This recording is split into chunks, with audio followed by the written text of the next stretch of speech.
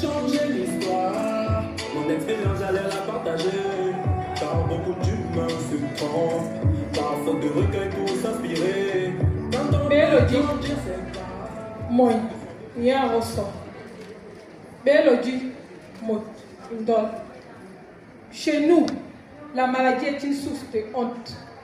Chez nous, le handicap est une malédiction.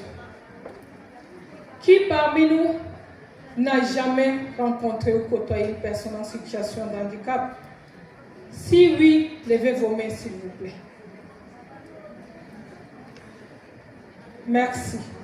Je vois qu'il y a très peu de personnes qui n'ont jamais rencontré ou côtoyé des personnes en situation de handicap. Cela prouve une chose essentielle. Le handicap fait partie de nos vies, de nos familles, de notre société. Mais alors, pourquoi beaucoup de personnes différentes continuent-elles d'être rejetées dans la plupart des pays africains?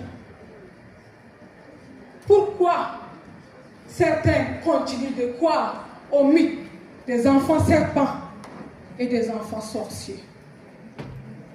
Comme le disait Feliciano Ressources Mendoza Para, le véritable handicap n'est pas physique, c'est celui qui s'installe dans les esprits bourrés des préjugés. Permettez-moi de vous raconter l'histoire de Mukoy. Mukoy est un jeune garçon, né dans un village équilé à Koumogo au Tchad. Il est né avec une paralysie des membres inférieurs et supérieurs. Dans son village, sa différence est perçue comme une malédiction. Les villageois le surnommaient l'enfant serpent. Certains conseillèrent à sa mère de se débarrasser de lui. Mais cette dernière refusa. Elle choisit de les protéger en dépit de moqueries et d'agressions sociales.